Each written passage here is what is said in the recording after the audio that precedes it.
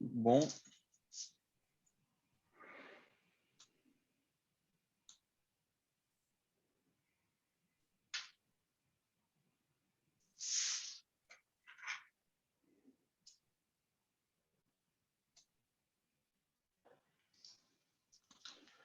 Ben, c'est parti, Marco.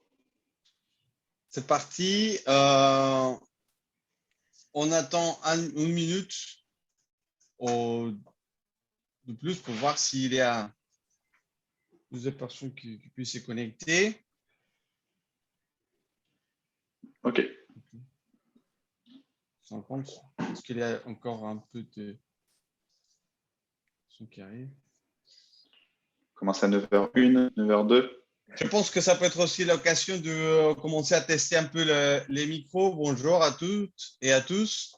Donc, on va attendre une minute, 2 minutes, une minute, voir s'il y a encore des personnes qui peuvent nous joindre. OK, oui, ça commence à monter. Bien, OK. Donc, je pense que c'est bien si on attend un peu plus. Comme ça aussi, on laisse un peu le temps qu'on puisse mettre en place tout, tester le micro. OK. OK, très bien. 61. Il y a des gens qui vont se connecter.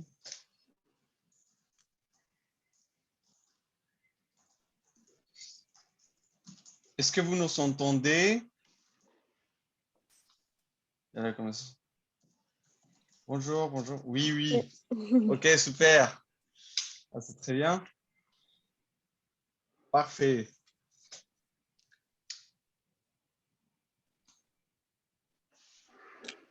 Je pense que c'est bon pour respecter les temps de tout le monde. Je pense qu'on pourra quand même démarrer le webinaire. D'accord? Bon, bonjour à toutes et à tous. Encore une fois, nous sommes désolés pour les problèmes techniques de la semaine dernière, mais on est vraiment content de vous voir, d'être avec vous cette fois-ci et voir qu'effectivement ça marche parfaitement. Merci d'être aussi nombreux. Je suis Marco Barbosa, chef de projet de développement France chez YouKnow. Et pour ceux qui ne connaissent pas YouKnow, nous sommes une start-up spécialisée dans le développement des solutions de médiation culturelle. Aujourd'hui, lors de ce webinaire, nous allons échanger autour de la réactivité et outils de médiation culturelle, une masterclass, pour s'approprier efficacement les technologies numériques. Cela permettra de voir concrètement à partir de 2 exemples comment revaloriser ces expositions avec un outil numérique. Pour ce webinaire, je suis accompagné de Laura Louvrier. Laura Louvrier est chef de projet numérique au musée de la piscine Roubaix. Maya Pers, directrice du muséum Néropine, qui va intervenir un peu au début de la présentation du muséum, représentée par Sarah Miro, notre chargé de projet Allemagne chez YouKnow, et Vincent Antin, cofondateur et chef de production chez YouKnow. Notre webinaire se découpe en 3 parties. En première intervention de Laura Louvrier, qui a vu la crise sanitaire comme vecteur d'opportunité et a mis tout en place pour trouver cette réactivité au sein de son établissement, et de Maya Pers et Sarah Miro, qui vont montrer comment utiliser les technologies pour réutiliser les contenus d'une exposition.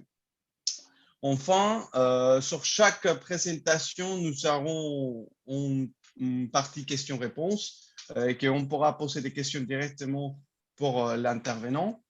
Et à la fin, nous aurons effectivement une partie questions-réponses un peu plus globale.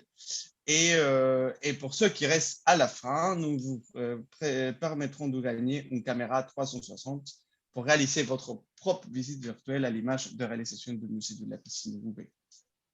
Vous pouvez utiliser la discussion, les chats directement pour qu'on puisse pour le faire un peu plus dynamique. Mais aussi, vous savez, un petit icône qui s'appelle Q et R. Et cela va permettre d'avoir vraiment les questions qu'on va sélectionner. C'est un peu plus simple parce que ça nous permettra de sélectionner les questions et que les questions soient visibles pour tout le monde. OK? Donc, si vous avez des questions, n'hésitez pas pendant soit des problèmes, quoi qu'il arrive, sur les chats, sur la discussion, on va vous répondre. Il y a Sarah et Vincent qui seront, on serait très attentifs à vous répondre. Et donc, voilà, si ça a un peu tardé, je laisse la parole à Laura qui va présenter la première expérience. Bon, Laura. Merci beaucoup. Bonjour à tous. C'est vraiment un plaisir, malgré les problèmes techniques de la semaine dernière, de retrouver tout le monde ce matin. Puis toujours un plaisir de faire des retours d'expérience. On sait que dans ces cas-là, c'est toujours agréable de savoir qui a fait quoi et dans quelle manière, parce qu'on a toujours du mal à appréhender les problématiques quand on se lance dans des projets numériques. Donc voilà, donc nous, merci déjà à Youno de nous avoir invités pour parler un petit peu de notre expérience. C'est vrai qu'on a énormément discuté pendant la crise sanitaire ensemble justement sur ces questions de réactivité pour être le plus efficace possible sur les réseaux. Donc je vais y revenir.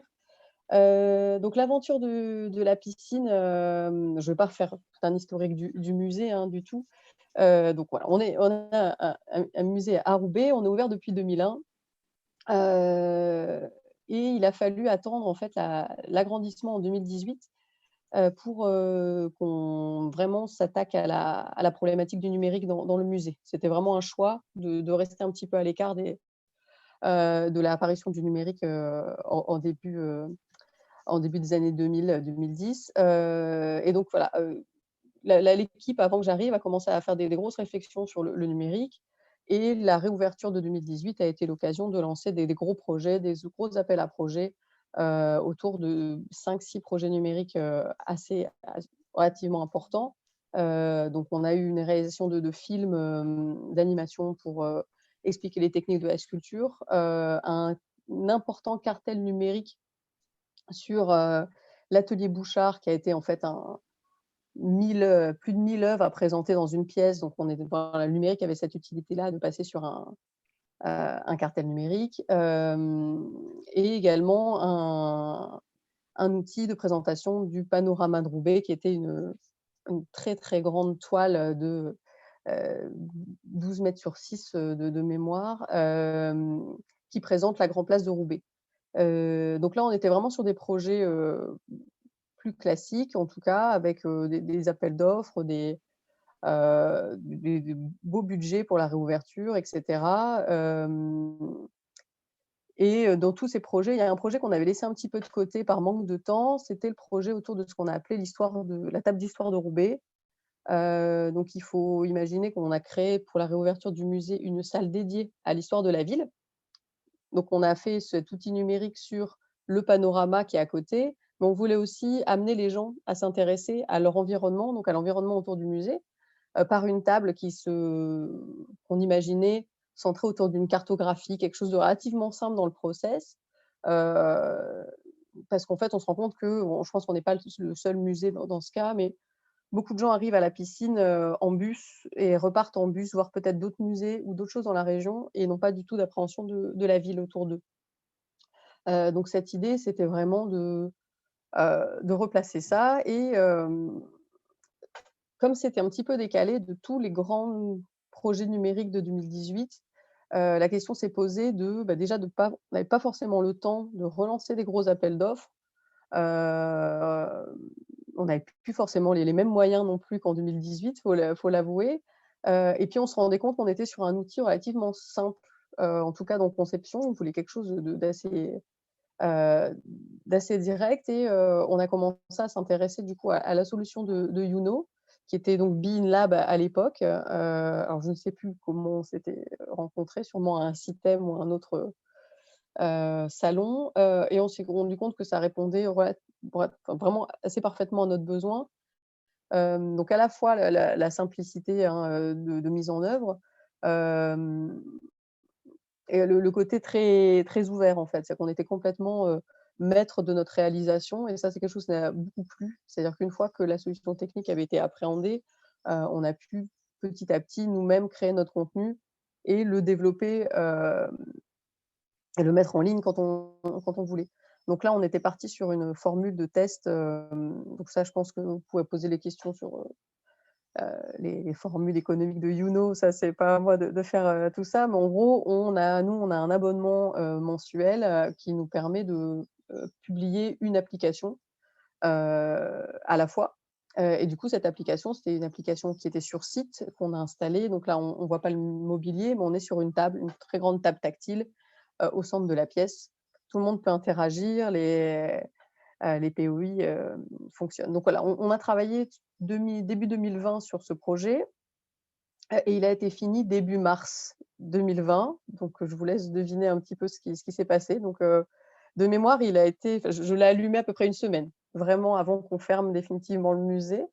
Donc j'ai pas beaucoup de retours d'expérience sur cet outil malheureusement parce qu'il a vraiment été conçu pour être utilisé sur site. Et donc là, pour le coup, il perd son propos. Donc on espère pouvoir le relancer cet été. Ça, c'est peut-être aussi un truc qu'on pourrait discuter, mais les problématiques d'hygiène, voilà, on essaie de trouver des solutions pour mettre des films antibactériens sur les sur les outils tactiles, mais c'est pratiquement le sujet d'un autre webinaire.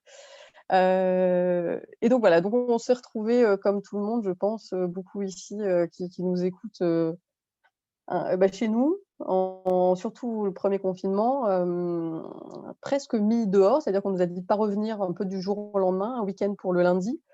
J'ai une collègue qui a réussi à récupérer un disque dur, mais c'était un petit peu tout ce qu'on avait sous la main pour travailler. Comme tout le monde, pas forcément de télétravail, donc pas forcément de matériel, ou d'accès à des serveurs et cetera. Donc il a fallu être, assez réactif et il a fallu, voilà, on se rend compte que bah, moi, je suis chargée des projets numériques, mais également de tout ce qui est communication numérique au musée, donc à la fois réseaux sociaux et sites internet. Et on se rend compte qu'on était la seule vitrine. C'est-à-dire avec le musée fermé, ce qui ne nous était pas arrivé depuis la fermeture pour travaux, mais pendant les travaux, on a des choses à raconter et on a plein de trucs à faire. Voilà, en pleine vitrine, il fallait qu'on rebondisse et qu'on trouve quelque chose qui accroche un petit peu. C'est les les visiteurs, on n'avait pas dans l'idée de créer des choses extraordinaires, mais juste l'idée que la communauté qui nous suit, on a déjà des belles communautés sur Instagram, et Twitter particulièrement, continue à être active et nous oublie pas. L'idée, c'était qu'on continue à exister, en fait. Et donc très rapidement, on se rend compte avec, Marine, ma collègue à la communication, qu'en fait, on a un abonnement. C'est Youno, c'est la grande particularité de Youno, c'est qu'en fait, on paye à la publication de l'application et comme mon application ne servait à personne parce qu'elle était éteinte au musée, on s'est dit: «Cette publication, on peut en faire quelque chose, on va créer une nouvelle application». Et c'est là qu'est arrivé, mais alors je ne sais même plus comment, l'idée de créer, des jeux, donc qu'on a appelé les défis du mercredi. Ah, c'était vraiment, toute une aventure. Ces défis du mercredi, en fait, sont partis de l'idée, déjà de l'outil même de Youno, qui avait déjà des jeux pré-maquettés, qui étaient assez faciles à mettre en place. C'est-à-dire qu'ils ont des écrans, puzzle et des écrans memory qu'il était assez facile pour nous d'investir. C'est-à-dire qu'une fois qu'on avait fait, un peu de mise en page et cetera, le travail était long, mais pas si long que ça. Et l'idée, c'était de créer un rendez-vous. On ne savait pas jusque quand on était fermé et on voulait créer un rendez-vous tous les mercredis. Il y avait cette idée aussi beaucoup très présente, je pense que tout le monde s'en souvient, des enfants à la maison. C'est qu'on n'était pas tout seul chez nous, il y avait des enfants à occuper. Donc la question des enfants était assez présente dans la réflexion de ce projet-là.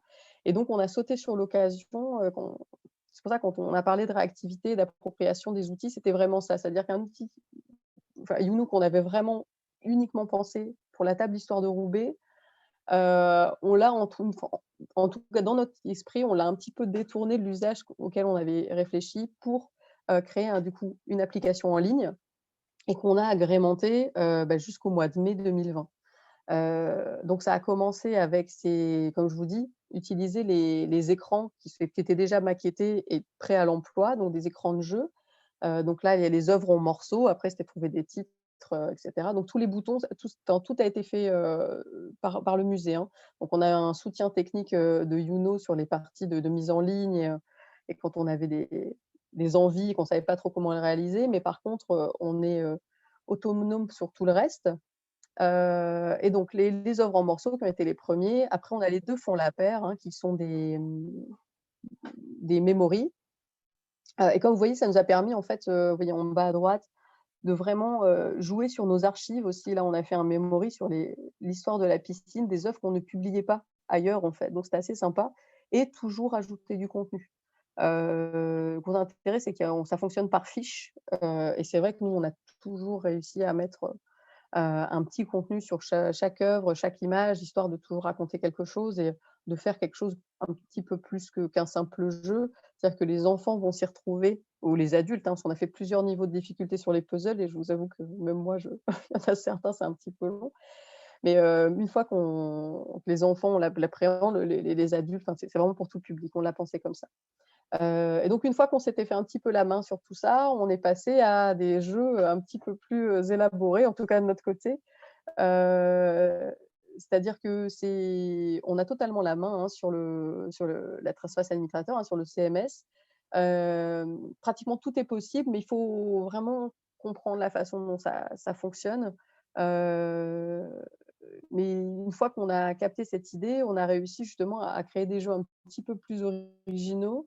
Donc ici, on s'est beaucoup amusé avec la collection animalière du musée, et on a créé des traces d'animaux. Donc là, l'idée, c'est de faire des cliquer-glisser, des animaux, donc c'est les œuvres, hein, du musée, donc toujours avec un petit i, toujours une fiche d'information et avec ça, vous replacez sur les pattes. On a appris des choses, hein, nous aussi, sur, à quoi ressemblaient les pattes, d'un pingouin, mais ça, c'est des petites histoires, entre nous. Et c'est vrai que ces petits jeux, alors je ne sais pas combien on en a en tout, parce qu'on a beaucoup de puzzles, beaucoup de memory et après on a, 4 jeux, donc aussi un cherche et trouve, et un jeu de timeline sur, la collection mode du musée, qu'il faut remettre dans un ordre chronologique. Donc ça nous a permis vraiment de jouer avec nos collections, tout en ayant en fait, besoin d'un accès relativement limité au musée. Enfin, on avait juste besoin de notre base de données, d'images. Donc on a beaucoup sollicité nos collègues qui avaient des choses dans leur disque dur, il manque telle robe et cetera. Donc c'était assez rigolo. Et on a été très agréablement surpris par le succès. On est vraiment, alors je pense que Vincent a les chiffres. Moi, c'est vrai qu'on voyait les chiffres augmenter, sur les utilisateurs. On est passé à 10 000, 15 000 assez rapidement, fin 2020, enfin milieu 2020, avec des très bons retours, des gens qui attendaient en fait des nouveaux jeux les mercredis, et ça a été un vrai succès, au point que bon, le musée rouvre, cet été. Les défis du mercredi sont en ligne. On en parle sur nos réseaux, enfin ils sont visibles, mais c'est pas non plus quelque chose, c'est pas la première chose qu'on voit quand on ouvre le site du musée. Et ben, on se rend compte, là, fin décembre que, bah, il y a encore beaucoup de gens qui l'utilisent. On était encore à 400 sessions par mois. Enfin, les gens continuaient à utiliser ces jeux et à se les approprier, alors que c'est vrai qu'on n'avait pas de fait mise à jour depuis quelque temps. Du coup, au moment de voir les nouvelles mises à jour ici, que fait Youno, on en reçoit une newsletter, alors je ne sais plus de quand date la newsletter, peut-être de novembre, qui nous dit qu'ils ont ajouté de nouvelles fonctionnalités et comme maintenant on commence à comprendre un petit peu mieux les possibilités, on lit, enfin moi je l'ai lu avec beaucoup d'intérêt, nous disant: «On peut maintenant ajouter en fond, dans l'explorateur des images 360°». Et là, nous, on se retrouve dans une situation où le musée est refermé. Bon, par contre, les enfants sont à l'école, donc la question des jeux se pose plus trop. Par contre, on a des expositions qui ne vont plus réouvrir au public. Et ça a été, vraiment voilà, se dire, on va profiter encore une fois d'un outil simple, réactif, qui pour le coup, nous coûte pas plus cher parce qu'on est vraiment sur, l'abonnement de base, en fait, qui va nous juste demander un petit peu de travail. Et donc, on s'est mis à la recherche d'une caméra 360° en se disant: «Allez, on va le faire nous-mêmes». Nous, on aime bien être, do it yourself à la piscine.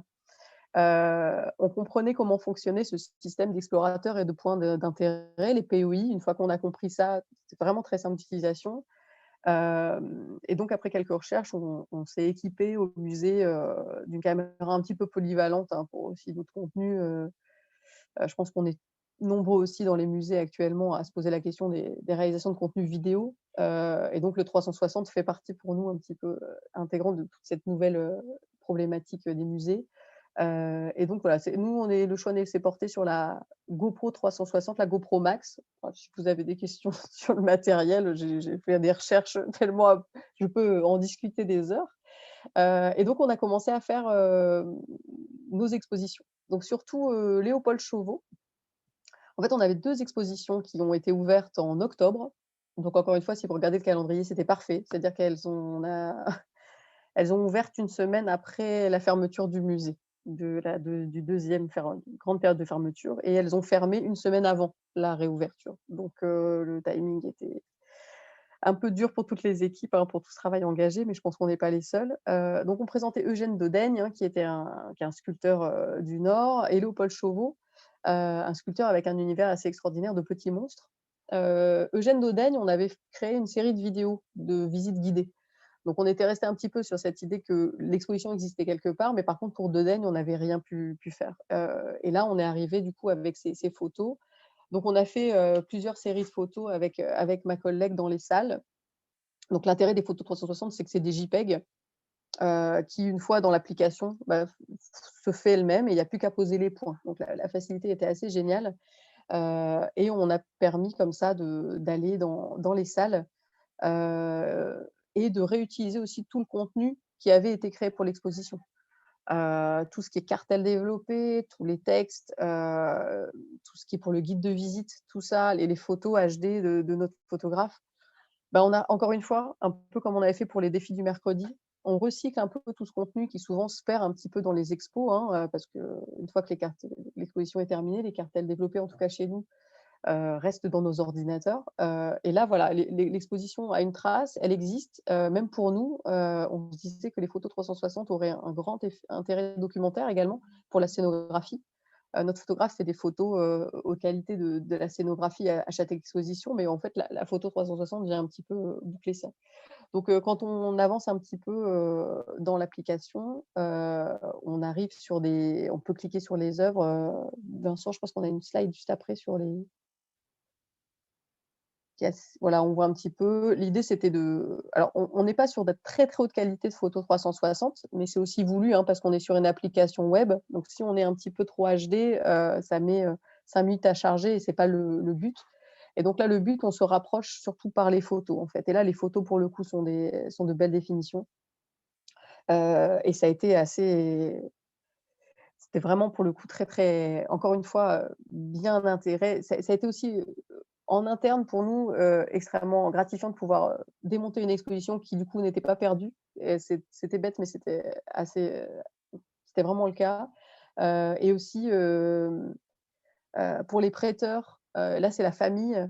C'est un lien qu'on a pu donner à la famille. Ils étaient venus voir l'expo, mais voilà, ils ont une trace et pour nous c'est aussi important. J'ai pas revu les statistiques de la visite virtuelle, mais l'idée c'est de continuer. Voilà, il faut que je retravaille sur Dodaigne, hein, on a fait les photos 360 et on est vraiment, pour le coup, ça c'est assez agréable et je pense qu'il y a une petite vidéo après, vous voulez voir un petit peu à quoi ça ressemble, donc un petit peu le côté,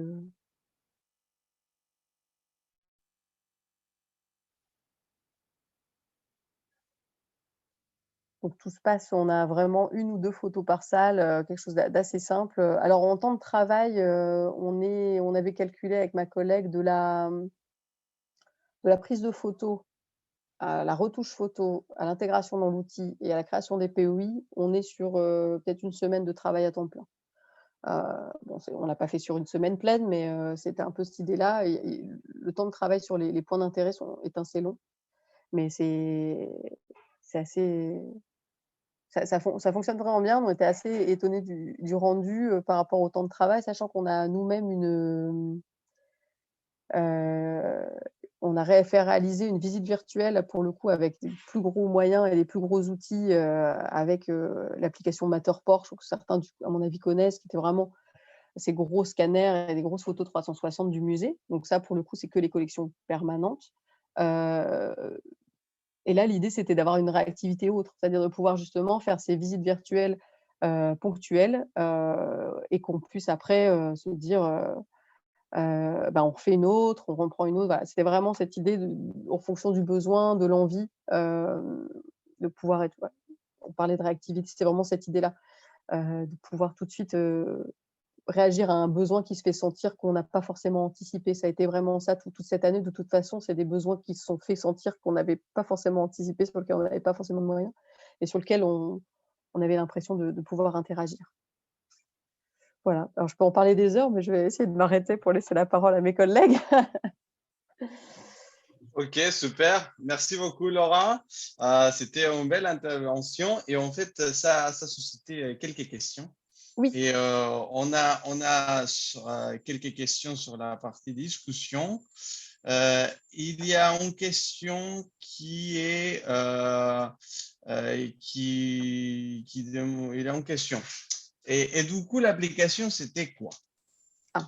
Et du coup, l'application, c'est l'application Youno. On est vraiment sur la même, c'est-à-dire que c'est ça qui permet cette réactivité. Enfin, nous, en tout cas, c'est vrai qu'on est assez convaincus par la solution.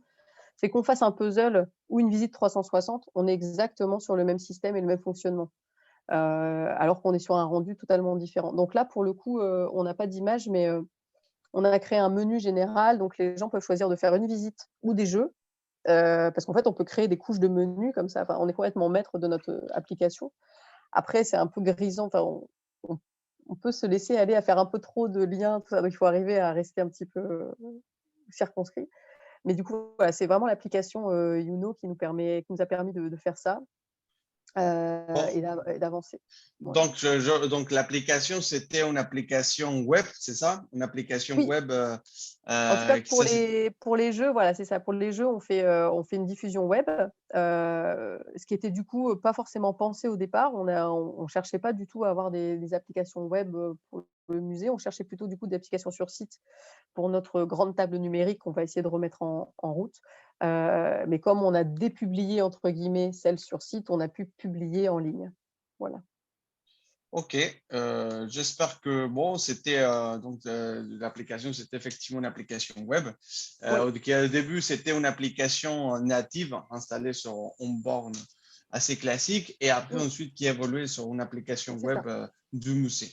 Voilà, On a, avec on laquelle il y a, avait. on a une autre question de Chantal qui demande, Laura a précisé que ça demandait à peu près une semaine de travail Mmh. pour réaliser la visite virtuelle, mais combien de personnes cela a sollicité?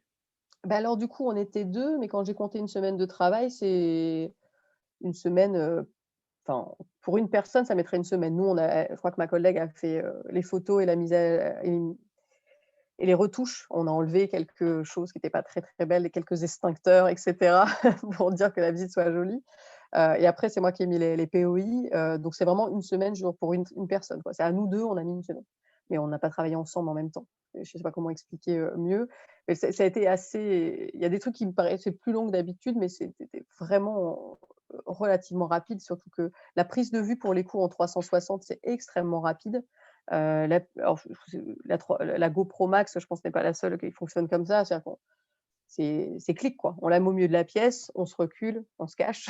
C'est un petit peu le jeu de cache-cache extraordinaire de la photo 360. On est toujours dans le champ. On fait la photo, ça a pris vraiment pour tout et pour tout les prises de vue 15 minutes.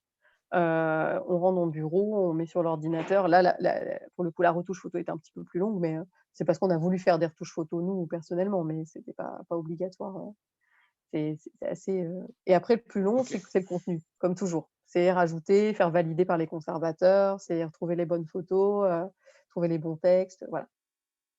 ok, super. Et aussi, on a une autre question. Comment gérez-vous les droits et l'usage ensuite? Oui, parce que Combien ça de temps c'est l'application est ouais. accessible? Alors ça, c'était très intéressant parce que pour, Chauveau, alors souvent, pour les expositions, on a des droits, laissés par la famille, donc je pense que pour, Léopold Chauveau, c'est le cas. Effectivement, elle est pas destinée à rester, en ligne, éternellement. Ça, c'est vrai que on est encore dans des zones d'ombre sur les visites virtuelles. Je vous avouerai on s'est pas encore penché, jusqu'où on pouvait le laisser, mais c'est vrai que pour les expositions, on n'est pas comme sur la visite virtuelle, du musée qui là, pour le coup, est sûre qu'elle restera tant qu'elle est, technologiquement satisfaisante. C'était pour ça qu'on voulait, pour ces visites virtuelles, que le temps de travail sur la visite virtuelle soit correspondante au temps qu'elle va rester en ligne. C'est-à-dire que si on la laisse encore, quelques mois, il fallait pas que ça nous prenne, nous, 3 mois non plus à mettre en place. Mais effectivement, ça pose des grosses questions. Donc là, pour le coup, pour Chauveau, on n'a pas vraiment de problème, de cession de droit avec la famille.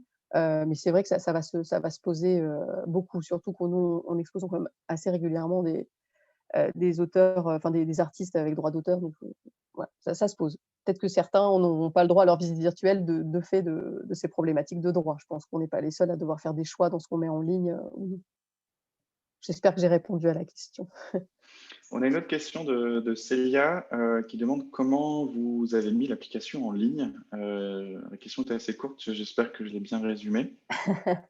Bah, alors ça, nous, souvent, alors je ne sais pas si tout le monde fait comme ça, mais nous, avec Youno, on a pris l'habitude de faire en fait, dans l'application, on peut publier une application à la fois, mais on peut en créer tant qu'on veut. Si j'ai bien compris, en tout cas, nous, on fait ça. Donc on crée nos applications en test, et dans ces cas-là, j'appelle, Vincent. Je dis: «Vincent, mon application est prête», et elle fait la bascule. Mais en gros, je pense que ça nécessite, de cliquer sur un bouton. Une fois que c'est prêt, il est marqué «diffuser», et bon, nous, comme on a, fusionné plusieurs applications avec les jeux d'un côté et la visite virtuelle de l'autre, c'est vrai que moi, je peux pas le faire. Mais voilà, pour le coup, la diffusion en ligne, c'est, diffuser, et on a le lien directement, heu, qui qui fonctionne, et du coup, qu'on diffuse un peu sur nos réseaux sociaux, différents. Voilà.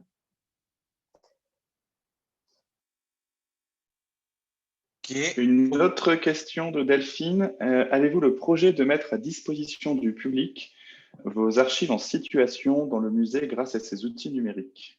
Ah, c'est une très bonne question. Heu, Ça a été réfléchi, mais du coup, plutôt en collaboration avec, toute la ville.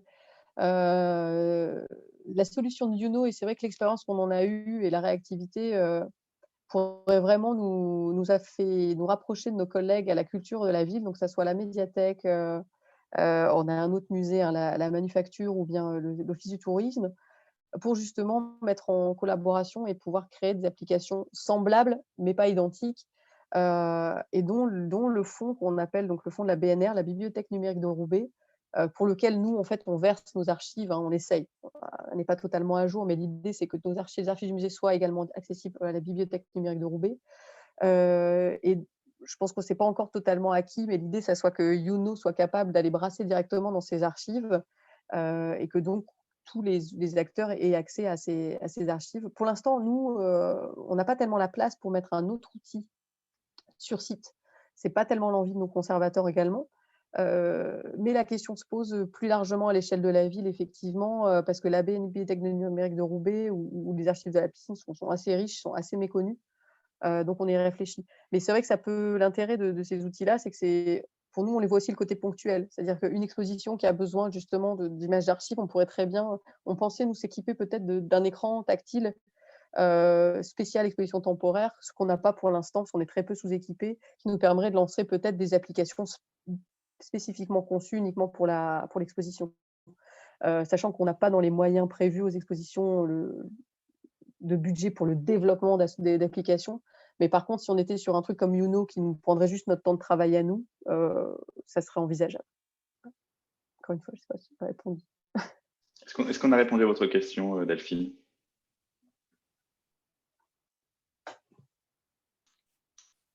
J'espère. Bah, bon, c'est super. Je pense qu'on Oui, c'est a tout bon.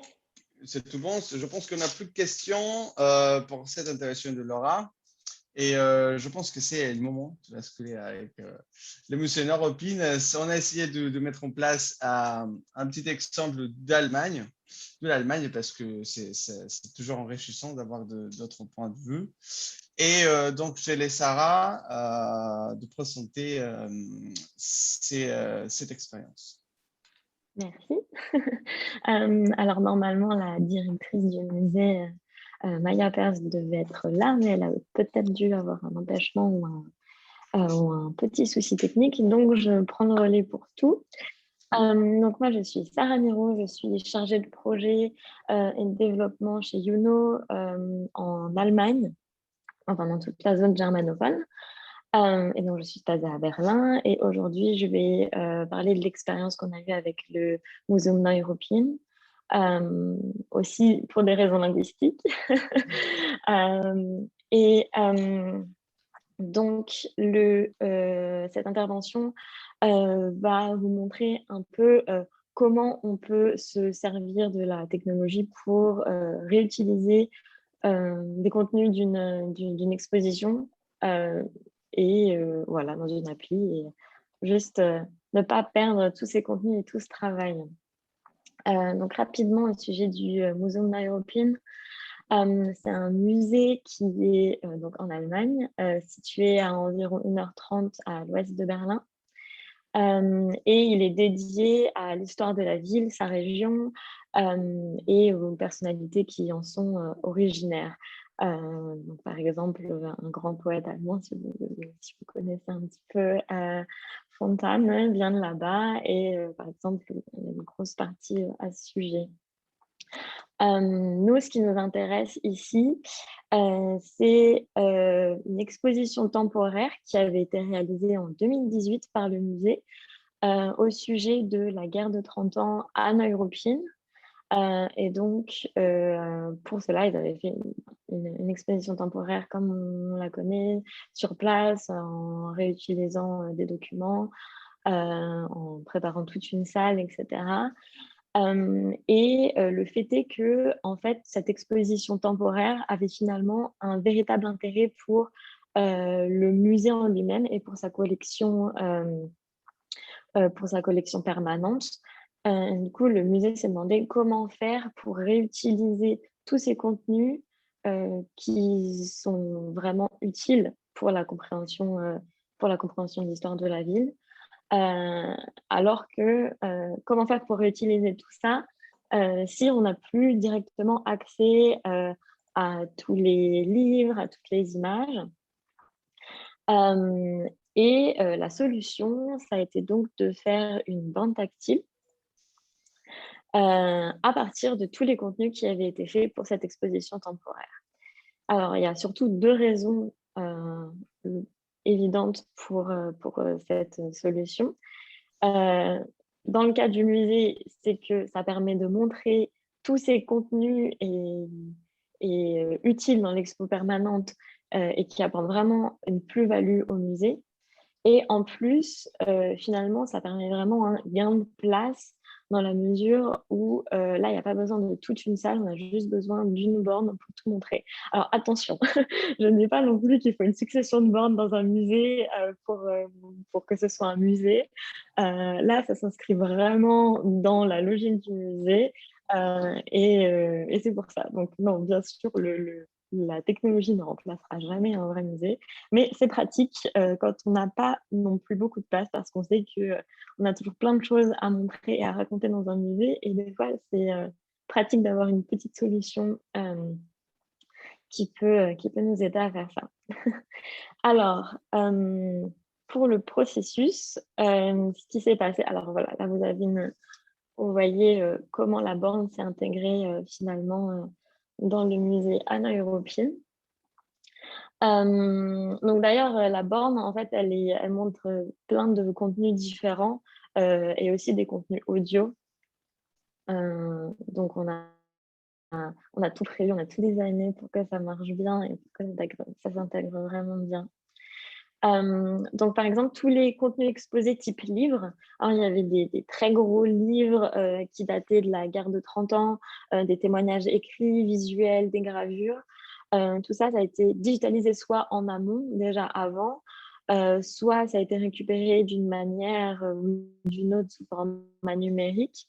Et pour l'exposition temporaire, il y a aussi des fichiers audio qui avaient été enregistrés, donc des personnes qui lisaient ces témoignages, par exemple. Et donc, avec notre borne, on a pu tout réutiliser. Donc, tout le travail qui a été effectué en amont n'a pas été perdu, entre guillemets, par rapport à la fin de l'exposition temporaire. Et finalement, le gros challenge, ça a été comment réorganiser tous ces contenus qui étaient physiques qui étaient montrés dans une pièce, dans le musée, comment les réutiliser et les réaliser une vraie structure pour que ce soit logique, consultable en mode numérique. Donc pour cela, le musée a fait un gros travail pour repenser toute la structure. Nous, nos équipes chez Youno, on a aussi essayé de trouver comment faire pour montrer tous ces contenus d'une manière logique, agréable et surtout dynamique. Enfin, si une application, elle doit aussi donner envie et donner envie de savoir plus et un peu de fouiller, etc. Et donc voilà, donc on a vraiment travaillé ensemble pour faire une jolie application qui fonctionne bien et pour développer une vraie logique comme une vraie exposition qui finalement, quand on crée une exposition, il faut suivre une logique pour donner des informations aux visiteurs. Là, c'est la même chose, mais en format numérique, donc il faut bien sûr s'adapter. Et donc, pourquoi réactivité finalement pourquoi la réactivité finalement qui est notre thématique du jour? En fait, il y a eu au final un laps de temps assez court entre l'exposition en elle-même qui s'est donc déroulée en 2018 et le projet qui s'est fait en 2020. Donc 2 ans, ça peut paraître long, mais au final, avec tout ce qui est, on connaît le processus, appel d'offres, etc. Bien sûr, ça met longtemps. Mais oui, finalement, c'est un laps de temps très, très court entre le moment où on se dit « Ah, on a plein de contenu, qu'est-ce qu'on en fait ?» et le moment où finalement, on a cette borne en place. Et aussi, pourquoi réactivité? Eh bien, parce que ça permet une vraie réutilisation du travail effectué et ça permet de continuer, de poursuivre cette médiation culturelle. Et comme je l'ai dit tout à l'heure, l'exposition temporaire apporte vraiment une plus-value au musée et ça aurait été vraiment dommage de laisser ça à côté, de côté, pardon. Aussi, ça permet une espèce de dynamisation du musée parce que quand on se promène dans un musée, si on voit une bande tactile, ça va peut-être intéresser, on va se dire « Ah, c'est intéressant, qu'est-ce qu'on peut voir ?» En plus, là, il y a des contenus vidéo, audio, il y a des livres en PDF qu'on peut feuilleter. C'est vraiment une application complète parce que l'exposition au départ est très, très complète. Et ça permet aussi aux visiteurs d'avoir une vraie expérience de ces contenus qu'ils n'avaient peut-être pas pu voir pendant une exposition temporaire. Et donc là, ils peuvent profiter sans souci. Et finalement, par rapport à la piscine, donc c'est pas du tout dans le contexte du corona, mais on peut par exemple imaginer ce genre d'exposition sur borne pour un musée, par exemple, qui n'a pas pu montrer toute son exposition comme ça a été le cas pour la piscine et qui souhaite pourtant l'intégrer à sa scénographie parce que, comme pour le Museum European, ça a un vrai intérêt dans la scénographie et dans le contenu du musée. Voilà, c'est tout pour mon intervention. Et si vous avez des questions, je vous écoute. Ouais, on a 2 questions, Sarah. La première de Mélodie qui demande si ce type de projet peut-il être adaptable, non pas en borne fixe, mais en format numérique transportable, par exemple dans des cas de médiation culturelle dans les écoles. Oui, totalement. Bien sûr, en fait, là, le musée avait vraiment envie d'avoir une borne pour bien avoir un espace dédié à la thématique. Mais en fait, tout ça, c'est aussi adaptable totalement sur tablette ou sur smartphone. En fait, finalement, c'est vraiment au musée de décider comment il veut montrer tous ses contenus. Après, voilà, que ce soit sur borne ou sur smartphone, tablette, ça dépend vraiment de l'expérience qu'on veut proposer aux visiteurs. Mais oui, avec des écoles, ça marcherait aussi parfaitement, ouais. Je ne sais pas si on a bien répondu à votre question, Mélodie, sinon n'hésitez pas à nous Oui, le bien dire. sûr. Une autre question de Stéphanie qui demande si le contenu de l'exposition temporaire est-elle toujours accessible au public une fois l'exposition terminée? Alors, en fait, justement, le fait est que l'exposition temporaire donc, a été terminée depuis un petit moment. Et donc, les visiteurs ne peuvent pas consulter tous ces contenus en physique parce que c'était des livres, par exemple, des gravures qui avaient été empruntés pour justement une exposition temporaire. Et donc, le musée, après, a pu gérer les droits d'acquisition, etc., pour pouvoir avoir tous ces documents et ces ressources en format numérique. Donc, en fait, c'est vraiment, au lieu d'avoir toute une pièce dédiée à la guerre de 30 ans, avec des contenus qui étaient donc empruntés pour l'exposition, tout a été digitalisé, numérisé et voilà, accessible désormais sur la borne. J'espère que j'ai répondu à la question. Oui, Stéphanie, n'hésitez pas à nous dire si vous avez besoin de précision. Une question, alors j'ai juste, je ne sais pas si c'est monsieur ou madame Durdux, comment gérer l'usage de la borne en cas de nombreux visiteurs dans l'exposition? Y a-t-il une file d'attente pour l'accès à la borne, etc. Peut-être que Laura aussi pourra compléter la réponse. Oui. Je commence à faire. Oui, tu peux, vas-y. Ok, très bien. Alors pour le coup, en ce moment, on va dire que c'est très calme. Donc oui, c'est vrai que pour le moment, la question ne se pose pas vraiment. Et le Museum Européen est un musée assez petit aussi. Donc malheureusement, la directrice n'est pas là pour répondre directement. Mais pour le moment, je pense que la question ne se pose pas encore. Du coup, je pense que Laura peut répondre un peu plus, un peu mieux. Nous, du coup, de notre côté, les contenus sont multipliés sur minimum deux tables tactiles. Donc dans tous les contenus dont je vous ai parlé qui ont été mis en ligne, enfin pas mis en ligne, qui ont été installés en 2018, le cartel numérique est sur trois écrans. Les petites vidéos sont sur 4 écrans et le grand panorama d'Histoire de Roubaix sont sur minimum 2 écrans. On a également des problématiques d'accès, donc avec ces tables numériques qui sont souvent une à hauteur debout et une à hauteur pour personnes handicapées, ou à chaque fois c'est problématique d'accessibilité. Et pour la table tactile, c'est vrai qu'on est un petit peu moins, on n'en a qu'une, mais très grande. L'idée, c'est que ça soit multi-utilisateur et je pense que l'application a été créée comme ça aussi, même au niveau du développement. Il y a plusieurs personnes peuvent toucher en même temps et ouvrir des fiches, chacun dans leur coin, tourner donc ça fonctionne. Mais c'est vrai que c'est une problématique. Les gens attendent souvent, on les a vus. Nous, c'est vrai que la première année, on a fait 300 000 visiteurs, qui est un peu notre record en 2018. On n'a pas vu de queue particulièrement. Il y a d'autres choses à voir dans le musée, donc souvent quand il y a un petit peu de monde à la borne, ils font autre chose et ils reviennent. On n'a pas vu de problématique. Après, l'emplacement de la borne a posé question, ça c'est vrai. Pas les mettre dans des endroits de passage. On a beaucoup discuté avec notre service des publics parce qu'on avait des endroits étroits où elle savait qu'il allait avoir d'un coup 30 personnes qui arrivaient pour une visite guidée, ce qui n'existe plus, mais qui était le cas.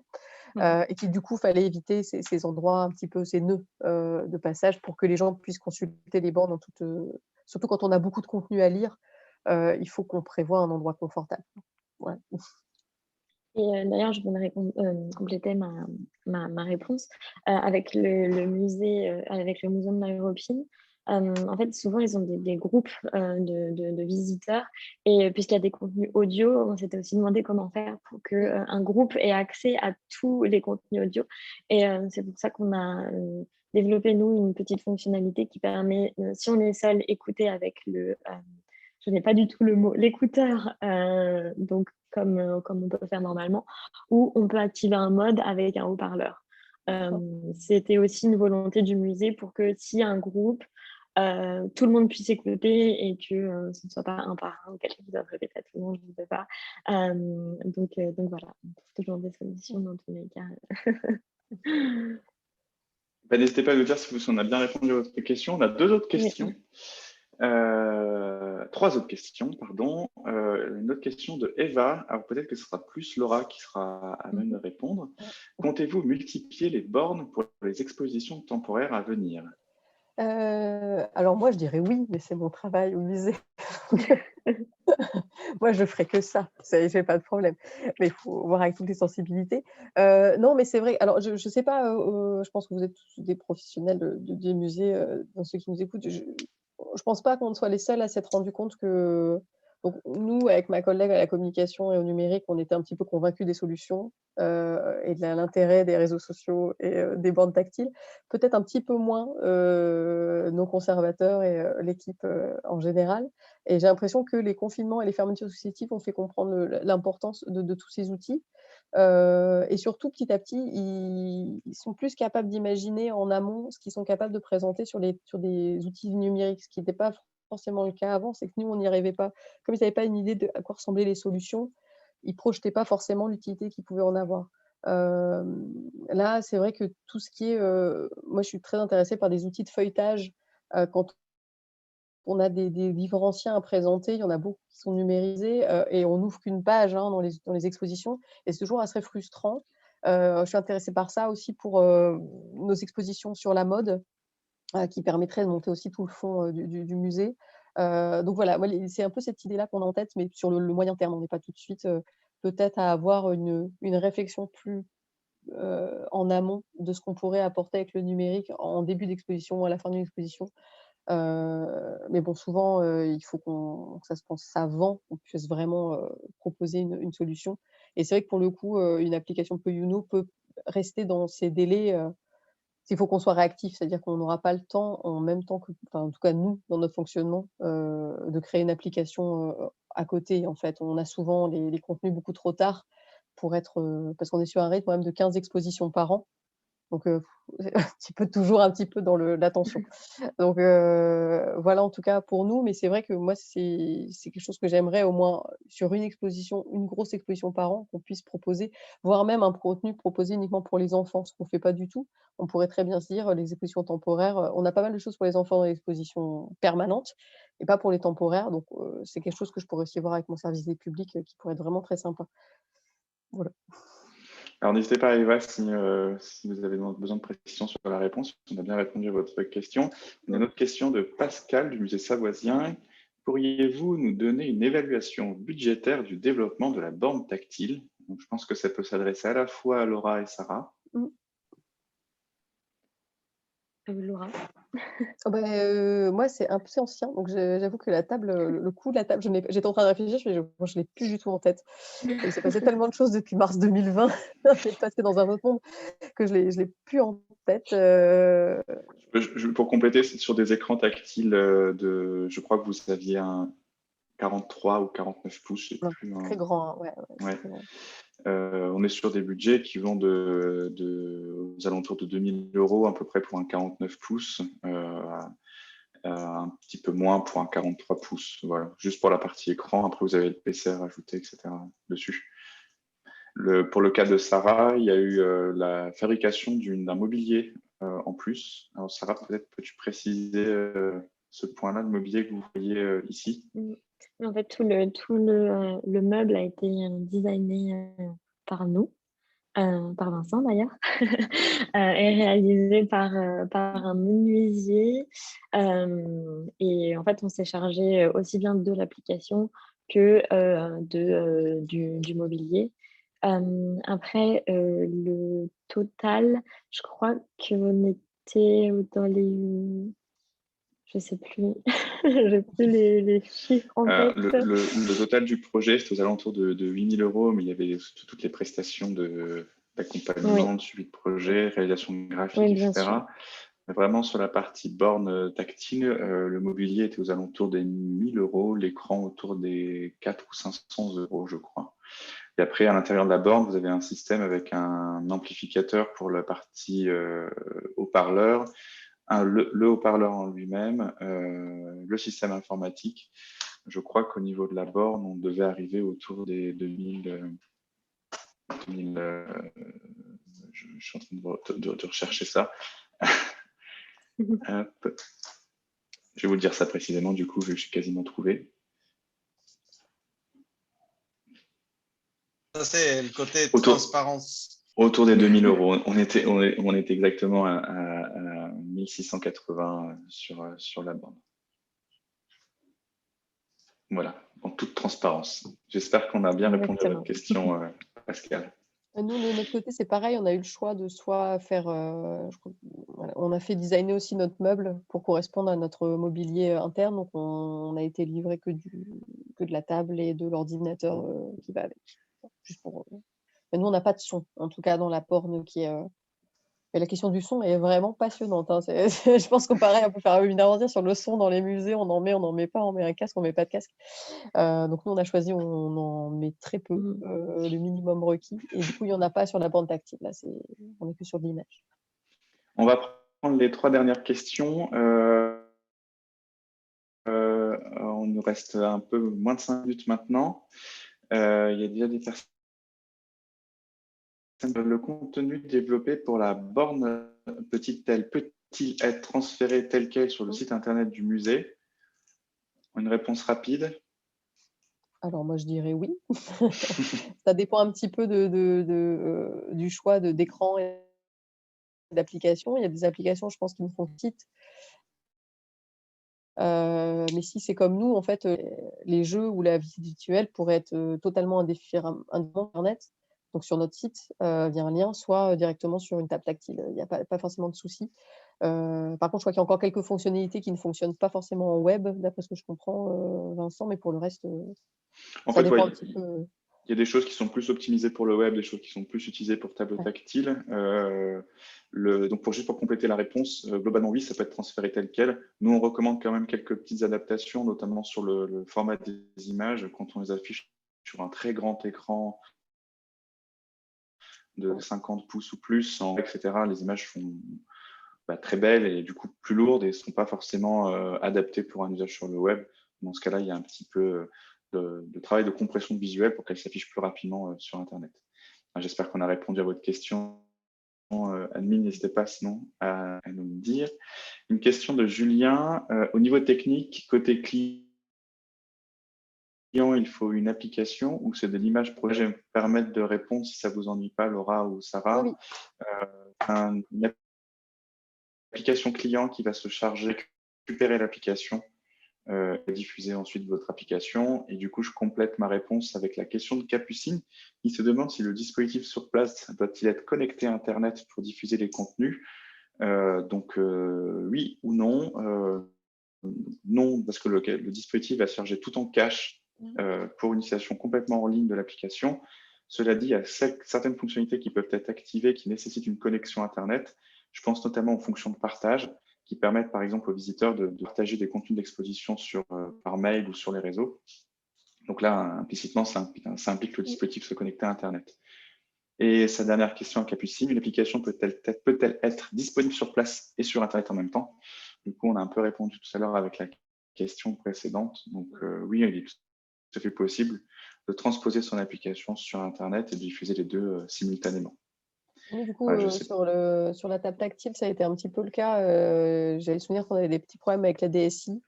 On n'avait pas tout de suite Internet sur la table et on a pu la charger par Wi-Fi. Et une fois qu'elle était chargée, elle fonctionnait hors ligne. Bon, après, on ne peut pas faire les mises à jour en direct, mais ça nous a permis de la mettre en fonctionnement sans forcer, avec un Internet qui était encore un petit peu brinque-ballant. Ouais, juste pour. Julien, Capucine, j'espère qu'on a répondu à vos questions. Sinon, n'hésitez pas à nous le dire. On va conclure ce webinaire, Marco, et je vais partager le lien pour la caméra 360. Ok, bon, donc on est arrivé à la fin et on va vous partager un lien dans lesquels vous pouvez candidater, postuler pour gagner la caméra, dans lesquels vous pourriez réaliser une visite virtuelle. L'idée, c'est de le faire un peu plus pratique et vous laisser ces choix de lancer ces nouvelles collaborations ou bien cette nouvelle application au sein de vos institutions. Et donc, on va recevoir toute la journée et vos candidatures sur les liens qu'on va vous partager. Et après, ensuite, on va vous envoyer un petit mail. Comme vous avez bien reçu les mails du webinaire, etc., on va vous envoyer aussi les mails avec on va se contacter avec les gagnants, on verra tout ça après. Mais de toute façon, je vous remercie beaucoup pour votre temps. Si vous avez des questions, n'hésitez pas à nous contacter. On pourra toujours, on est ouvert pour continuer nos échanges. Et aussi, je voudrais remercier voilà, au musée de la piscine W, à Laura, au musée Neuropine Sarah, qui a représenté Avançons, et aussi à Point Parole qui nous a mis en place cette plateforme, et les systèmes du groupe Bossart et SIE. Merci beaucoup pour cette belle collaboration. Et j'espère qu'on va se retrouver très, très bientôt sur les salons ou bien sur de nouvelles aventures. Bon, merci beaucoup à tous et à très bientôt.